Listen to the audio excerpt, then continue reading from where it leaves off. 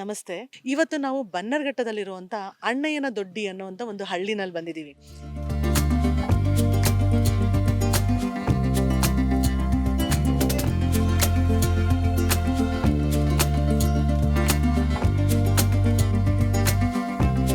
ಅಣ್ಣಯ್ಯನ ದೊಡ್ಡಿ ಅನ್ನೋ ವಿಶೇಷತೆ ಏನು ಅಂದ್ರ, ಇಲ್ಲಿ ನೈಸರ್ಗಿಕವಾಗಿ ಸಿಗುವಂತ ವಸ್ತುಗಳನ್ನ ಇಟ್ಕೊಂಡು ಯಾವುದೇ ರೀತಿಯ ಕೆಮಿಕಲ್ ಉಪಯೋಗಿಸದೆ ಹಲ್ಲು ಪುಡಿಯನ್ನ ಮಾಡ್ತಾರೆ.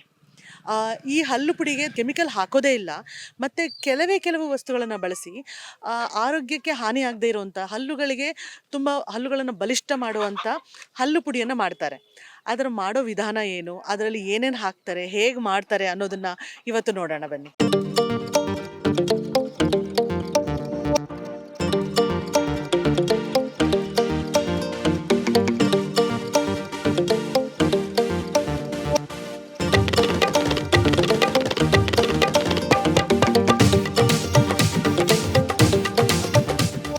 ನಮಸ್ತೆ ವೀಕ್ಷಕರೇ. ಏನು ಅಂದರೆ, ಇದು ಬನ್ನರ್ಘಟ್ಟದ ಹತ್ರ ಒಂದು ಕಾಡಿನ ಅಂಚಿನಲ್ಲಿರುವಂಥ ಅಣ್ಣಯ್ಯನ ದೊಡ್ಡಿ ಅನ್ನುವಂಥ ಹಳ್ಳಿ. ಈ ಹಳ್ಳಿಗೆ ವನವಾಸಿ ಕಲ್ಯಾಣ ಆಶ್ರಮದಿಂದ ಒಂದು ವನಯಾತ್ರೆ ಅಂತ ಒಂದು ಗೋಪಾಲ್ಜಿ ಅವರು ಮತ್ತು ಅವರ ಸಹಪಾಠಿಗಳೆಲ್ಲರೂ ಇಲ್ಲಿಗೆ ಬಂದಿದ್ದರು.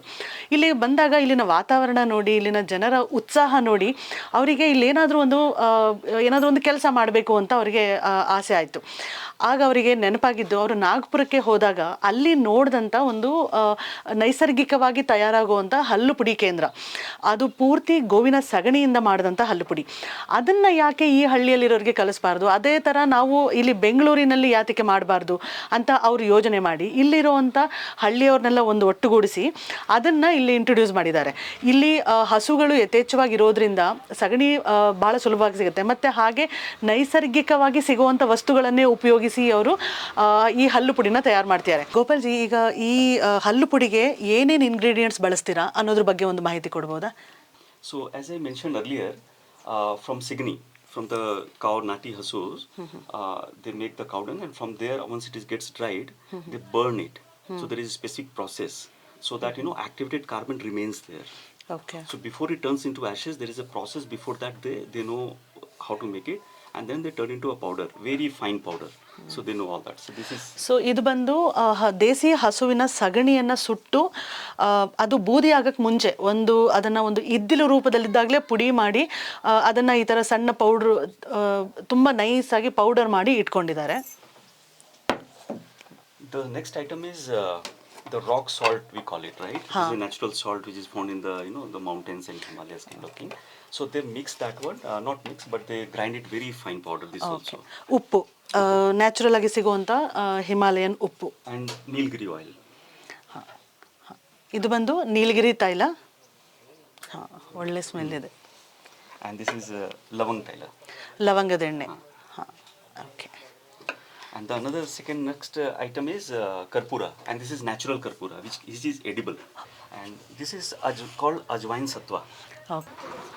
And the last other ingredient is this is elam, and this is called turti. When it converts into this becomes this is called turti bhasma. Okay, ಇದನ್ನು ತುರ್ತಿ ಭಸ್ಮ ಅಂತ ಕರೀತಾರೆ.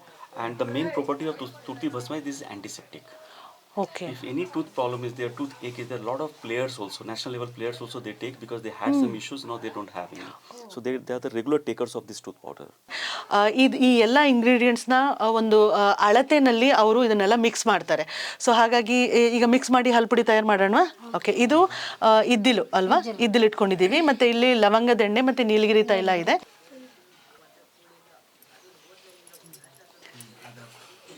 ಎಲ್ಲ ಉಪ್ಪನ್ನು ಆ್ಯಡ್ ಮಾಡ್ತಾ ಇದ್ದಾರೆ ಈಗ. ಇದು ಅಜ್ವೈನ್ ಸತ್ವ ಅಂತ. ಇದು ಕರಗಕ್ಕೆ ಸ್ವಲ್ಪ ಟೈಮ್ ತಗೊಳುತ್ತೆ. ಹಾಗಾಗಿ ಇದನ್ನು ನಾವು ಸ್ವಲ್ಪ ಈ ಲವಂಗದ ತೈಲ ಮತ್ತು ನೀಲಗಿರಿ ತೈಲದಲ್ಲಿ ನೆನೆಸಿಡ್ತಾ ಇದ್ದೀವಿ. ಮತ್ತು ಹಾಗೆ ಪಚ್ಚಕರ್ಪೂರವನ್ನು ಕೂಡ ಈ ಎಣ್ಣೆಯಲ್ಲಿ ಸ್ವಲ್ಪ ಹೊತ್ತು ನೆನೆಸಿಡಬೇಕಾಗತ್ತೆ. ಅದು ಕರಗಬೇಕು ಎಣ್ಣೆಯಲ್ಲಿ. ಅದಾದಮೇಲೆ ನಾವು ಪೌಡರ್ಗೆ ಮಿಕ್ಸ್ ಮಾಡ್ಲಿಕ್ಕಾಗತ್ತೆ. ಈಗ ಈ ಎಣ್ಣೆಯಲ್ಲಿ ನಾವು ಹಾಕಿದಂಥ ಅಜ್ವೈನ್ ಸತ್ವ ಮತ್ತು ಪಚ್ಚಕರ್ಪೂರ ಎರಡೂ ನೀಟಾಗಿ ಕರಗಿದೆ. ಈಗ ಈ ಎಣ್ಣೆಯನ್ನು ಒಂದು ಹದವಾಗಿ ಈ ಹಲ್ಲಿನ ಪುಡಿ ಮಿಶ್ರಣಕ್ಕೆ ಮಿಕ್ಸ್ ಮಾಡ್ತೀವಿ.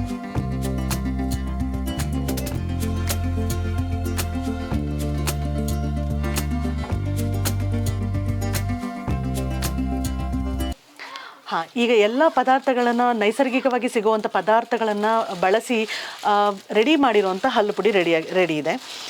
ಇದರಲ್ಲಿ ನಾವು ಆಗಲೇ ತೋರಿಸಿದ ಹಾಗೆ ಇದ್ದಿಲು ಪುಡಿ ಮತ್ತು ಲವಂಗದೆಣ್ಣೆ, ನೀಲಗಿರಿ ತೈಲ, ಅಲಂ, ಅಜ್ವೈನ್ ಸೆತ್ತಿ ಮತ್ತು ಈ ರೀತಿ ನೈಸರ್ಗಿಕ ಪದಾರ್ಥಗಳನ್ನೇ ಬಳಸಲಾಗಿದೆ. ಇದರಲ್ಲಿ ಯಾವುದೇ ರೀತಿ ಕೆಮಿಕಲ್ ಇಲ್ಲ. ಮತ್ತು ಈ ಹಲ್ಲು ಪುಡಿ ಉಪಯೋಗಿಸೋದ್ರಿಂದ ಒಸಡು ನೋವಿರ್ಬೋದು, ಹಲ್ಲಿನ ನೋವಿರ್ಬೋದು, ಅದೆಲ್ಲ ಕಮ್ಮಿ ಆಗುತ್ತೆ ಅಂತ ಹೇಳ್ತಾರೆ. ಸೊ ಹಲ್ಲು ಪುಡಿ ರೆಡಿಯಾಗಿದೆ.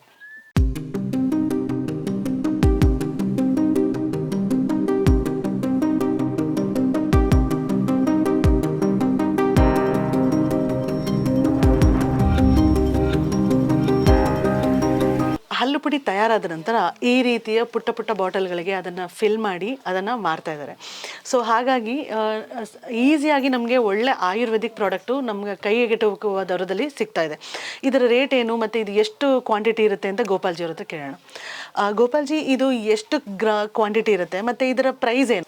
So this is very hygienically packed also, considering everything, and this is also certified as well that this can be go into the mouth also.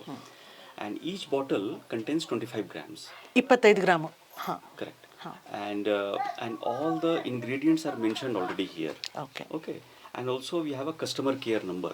So MRP we provide there, and it has got like normal whatever it is required as a retail people to buy. So we are considering the consumer protection as well. So it has got a manufacturing date, it has got the expiry date, how it can be used, and when it can be used. And MRP is 60 rupees. And it is written in the packet also. Okay. MRP 60 rupees. Okay. So ಇದು ಒಂದು bottle ಬಂದು 60 ರೂಪಾಯಿ ಆಗ್ತದೆ. Phone ನಂಬರಿಗೆ phone ಮಾಡಿ ಬಲ್ಕಲ್ಲಿ ತೊಗೊಳ್ತೀವಿ ಅಂದರೆ ಕೂಡ ಅವೈಲೇಬಲ್ ಇರುತ್ತೆ. ಸೊ ನೀವು ಯಾರಾದರೂ ತೊಗೊಳ್ಬೇಕು ಅಂತ ಇತ್ತು ಅಂದರೆ ಇವ್ರನ್ನ ಸಂಪರ್ಕ ಮಾಡಿದರೆ ಈ ಪ್ರಾಡಕ್ಟನ್ನು ಖರೀದಿ ಮಾಡ್ಬೋದು.